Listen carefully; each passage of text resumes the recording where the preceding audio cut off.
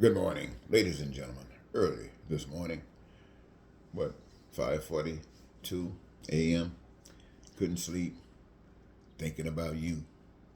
Well, and I want to speak to you for a moment here as spokesman and advocate of basic human rights for all people. All people mean all people. What we would consider good people, great people, what we would consider not so good, not so great, or even just regular poor people or demonic people. If they're people, spokesman and advocate for basic human rights, basic human rights, basic human rights, even for these. And if they are denied these, let it not be because of we, the people. So, ladies and gentlemen, I'm thinking about the problems that we are experiencing here in America today. You know, we got Republicans and Democrats, and you got MAGA, and you got Trump. And the truth of the matter is, ladies and gentlemen, all of these, that includes the Democrats, are responsible for the problems that we have. And we oftentimes try to find someone we can point a finger at and say specifically, this is who did it. And that would eliminate the problem, but it doesn't. I think just the other day when somebody supposedly took a shot at Trump, I heard some of the people in the House of Representatives saying, "Who's been arrested?"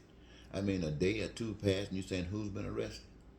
You're not concerned about what brought it to this point, and how to maybe prevent this ever happening again. You just who's got arrested? You arrest somebody. What caused it is still there. It's pathetic, but that's what it's. That's how things are done when you're playing games. So what I'm saying here today, as spokesman and advocate of basic human rights, is this: is that we all people put here on this earth come here with a clean conscience, I guess, and all of our consciences are corrupted while we're here. This indicates where we are at. It indicates where we are at. We are in a form of hell. Some places got more hell going on than in others, but it's all hell, and we are all here corrupted. And I want us to understand this. Our job, if as we learn and mature and develop into the kinds of beings that we are created to be, we learn these kinds of things. And it separates us from this attitude that we've accepted as being the way of life, the normality of things. So what I'm basically saying is like this. We, Republicans and Democrats alike, see things wrong with what others do. It could be your spouse. You're going to see something wrong. And just because you're in a formal system of government doesn't mean that you're just going to be everything is smooth. No, it's not. And some people deal with the things that are not smooth different ways. And some of it are being experienced here today in America, similar to that in Russia and Ukraine. These are just variations, extents, but it all represents hell. Now, let me tell you this, ladies and gentlemen, we must understand this. We talk about Donald Trump. As far as I know, based upon my understanding, Donald Trump, I know, is just one of many. But he represents the most low-down, evil, demonic voices in hell that I have heard since I've been alive. So when Donald Trump opened his mouth, it's like fire coming out. It's like stench coming out. It's like death. Even if he tell the truth, it's like to open up the door for a lie. That's just the image that I get from Donald Trump. I'm not saying you do, and I'm not trying to make you get it. I'm just saying this is what I get. And so when you see people gravitating toward that, it basically says that they don't know any better, or they're just as lost. See, here's what you must understand. As a moment ago I said, we all come here innocent, I guess. But you heard the story about Donald Trump. All the stories that you hear about Donald Trump's youth is that he was raised by a tyrant. He was raised by a demonic man. He was raised by a demonic man who himself was undoubtedly was raised by demonic people. And if this is all Donald Trump has had, even Donald Trump's brothers who was being raised by the same kind of man, the same man, rather than go down the road that Donald Trump has come down, he decided to do other things. I've heard that he had a sickness that perhaps led to his death, but he accepted that rather than what Trump is doing. But we, all of us, look at Trump. Yes, that is ugliness. I just described it as the most evil I've heard. But where did he get it from? He got it from his dad. But that's not all. He got it from the people that his dad was around. But that's not all. He got it from those people that they were around. And that's not all. He got it from the people that are around him today. He's still getting away with everything that he's been doing. That evil still gets away. The people are doing this. And why are the people doing this? They're doing it because this is hell. This is hell. And those people who are maturing, who are developing into the kind of people that God wants human beings to become, they see this. And they're not going to accept this. They're not going to pick up guns and go start acting like devils themselves, trying to start terror and war, trying to hurt people and kill people. No, they're not going to do that. That's the demonic people. Those are the people that thinks like Donald Trump now. Those are people that are in that arena. Now, but the people that are above this will stand up against this and speak against this and speak truth to power. But it won't be accepted. It won't be accepted. You just can't sit up and scream unless you're talking about the building's on fire or pop a gun. But other than that, something will have to take place. So the ones who are maturing stands up. They speak truth to power. And consequences occur. Consequences occur. I'm not going to try to put my hand on it or them at this moment in time, because the consequence can come in any form or fashion. But they come. And what they do, they lift the one that's carrying the love of God up.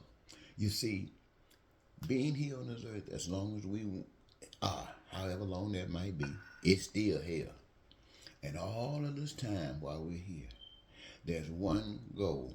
It's to grow up, to realize that the invisible power, the power is God. No human being on this earth really has any power. They can profess it, claim it, and they can do kinds of things that trick the other people, because every individual got the power of choice. But so these people can stand up and trick other people with their lies and deception and convince people to give their power to that particular individual that exploits it and use it for anything and all the things that happens in hell. It's not God, because God has one plan. And that is a plan that is common amongst every human being on the face. Though you are here, you need air to breathe. You need food to live. You need shelter. You need education if you're going to grow. You need health care if you get sick, or to prevent you from getting sick. You need to have joy in your life, and that's by finding something that gives you your greatest joy, by engaging in the process of helping to create the resources that allows you to claim heaven on earth.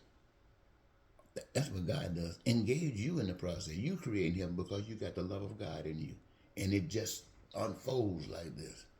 That's the way God works. That's the way heaven works. This is hell. And why would you, who want and have the methodology for unfolding heaven, be satisfied with being caught up in a dishwasher of hell? It ain't going to happen. But you who are listening to me right now, who know of others who might not be listening, know that what I'm saying might make sense, but people don't try it. Why? Because people are afraid. Because people are fearful. They were lied to. Somebody said you'll die, somebody said you won't. Or you heard that you would die, or you thought that you would die, then you heard and you thought that you wouldn't. So you're confused. And so you want to make sure that this what you know, standing here right here, stays here. Don't take no risks that might put you in the ground where we understand death to mean. And even though it has been given, nobody escapes. We gonna go. So to me and to some is that how you go determines where you're at. And if you're allowing wars and rapes and pain and suffering, that tells you where you're at. You're a long way from the righteous life. You're a long way from doing what love and truth leads you to. And so that means you're a long way from God. Now, as basic human rights for all people, spokesman and advocate for basic human rights for all people, it is my duty and responsibility to share and tell you what I have gathered, what I have gained, what I have been given. It's not to force you. It is my job. It is my responsibility. I remember once, and I'm going to close, I ran for president of the United States, and everything I offered to the people were the things that I share with you all the time. And I had to do that as a write-in. That message was so rejected. And to reject it to the extent, as far as I know, no, very few people heard of it. I mean, I saw some statement in a newspaper where some reporter might have mentioned something about a write-in candidate and what he was about. But no entity that's connected with the status quo is going to say anything about a message that talks about change, the kind of change that affects basically everybody, not to tear them down, but to build them up. But they can't see that. I understand that as well. That is to speak to me and to speak to others like me, to speak to those who are looking for answers. That, yeah, we are in hell.